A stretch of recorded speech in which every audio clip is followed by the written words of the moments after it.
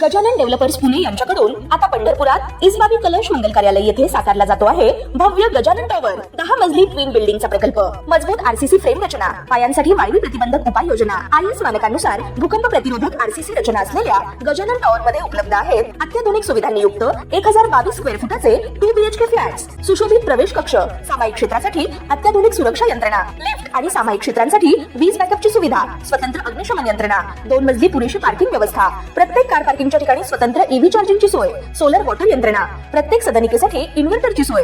इसबाबी कलश मंगल कार्यालया शेजारी साकारल्या जात असणाऱ्या गजानन टॉवर मध्ये आजच आपला हक्काचा आणि आधुनिक सुविधांनी परिपूर्ण अलिशान फ्रीसाठी संपर्क क्रमांक 7677700025। ताज्या घडामोडी पाहण्यासाठी PVN म्हणजेच पंढरी वार्ता न्यूज या चॅनलला सबस्क्राईब करा।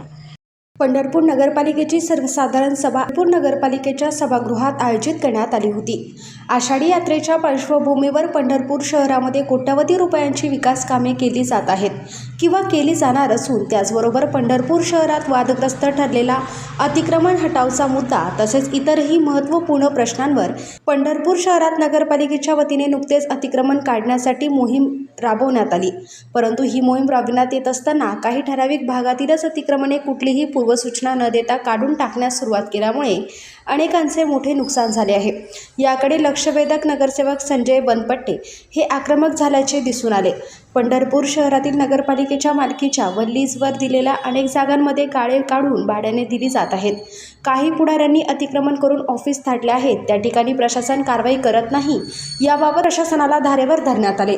पंढरपूर नगरपालिकेने लीजवर दिलेल्या ज्या शहरातील जागा आहेत त्याबाबत नगरसेवकांची व अधिकाऱ्यांची एक समिती स्थापन करून त्या लीजवर दिलेल्या जागांचा गैरवापर होत असेल अथवा त्या ठिकाणी अनधिकृत भाडे करून ठेवले जात असतील त्याच्यावर कारवाई करण्यासाठी प्रशासनाने ठोस भूमिका घ्यावी अशी मागणीही संजय बनपट्टे यांनी केल्याचे दिसून आले।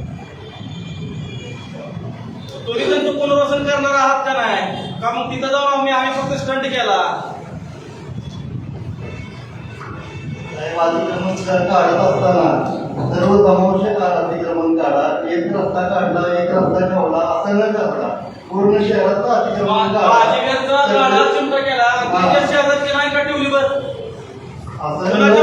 अतिक्रमण सरसकट काढा। तुझ्या पार्शलिटी नकोच आहे ना, कुणीतरी उठायचं तिथनं जाऊन फोन करायचा स्टंट करायचं, त्यांचं पुनर्वसन करणार आहे का तुम्ही? मग तुम्ही त्या लोकांना जागे गाडी देणार का? सगळे एकत्र उभा राहू नका, विनंती माझी, एक जण घ्या। बरे अतिक्रमण आपण लक्ष देत नाही म्हणून वाढत गेलेलं आहे ना। मी मारले की कुणी जर टाकलेलं आहे, त्यानं टाकले तर कुणी जर टाकलेलं आहे, तर तुम्ही असं न घ्यायचं, हे सगळं नुकसान करायचं आणि बाकीच्या धनदांडग्या लोकांच्या अजिबात हात लावायचं नाही। किती नगरपालिकेची जागा साहेब? 50 लाख रुपये का नगरपालिकेची खरेदी झाल्या जागेची ना, लीजच्या जागेची तुम्हाला मी पुरावे साहेब देतो।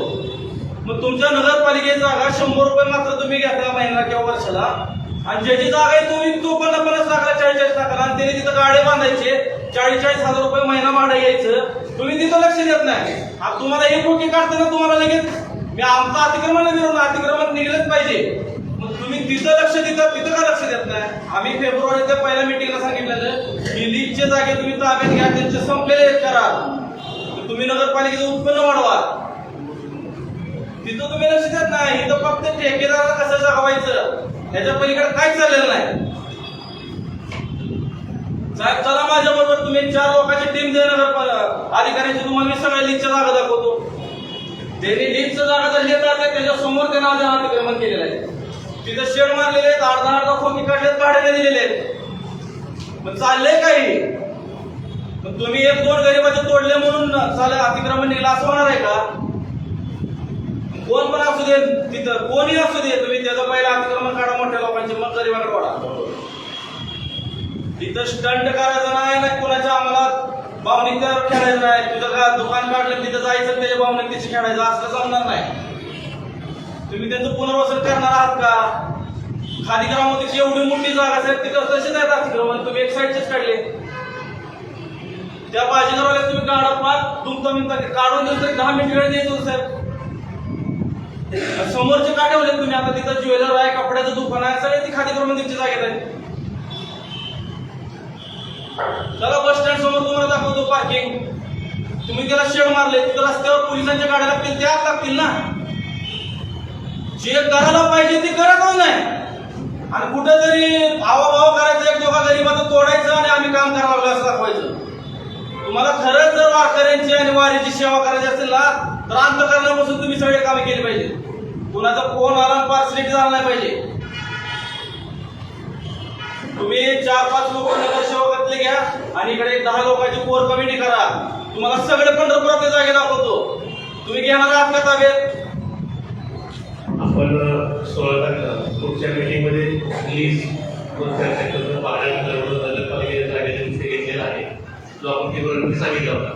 आपली इलेक्शनमुळे मीटिंग पुढे गेल्यामुळे विषय ना नाही साहेब, तुम्ही बाकीचे विषय अजेंडाले ते तो पण विषय यायला पाहिजे होता. आता तुमचे जेवढ्या जागा आहेत सर तिथं पार्किंगला जागाला गाड्या लागणार नाहीत का? तुम्ही जे सांगितलेले पॉईंट आहे म्हणजे बस स्टँड पोलीस स्टेशनच्या समोरची जागा आहे, परत महावीर नगरची जागा आहे, परत महात्मा फुले पुतळ्याजवळची जागा आहे. या सगळ्या ठिकाणी आपण नोटीस दिलेली आहे. टप्प्याटप्प्याने आपण सगळ्याच ठिकाणचा अतिक्रम काढतो. काल कलेक्टर सरांनी आणखी 2 नवीन टीम मुख्य अधिकारी, मोबाईलचे मुख्य अधिकारी आणि सांगोलीचे मुख्य अधिकाऱ्यांच्या 2 नवीन टीम तयार केलेल्या आहेत. आपण तुम्ही म्हणताय 4-5 नगर चर्चा करू, तुम्ही आम्हाला इनपुट द्या. आपण करूया.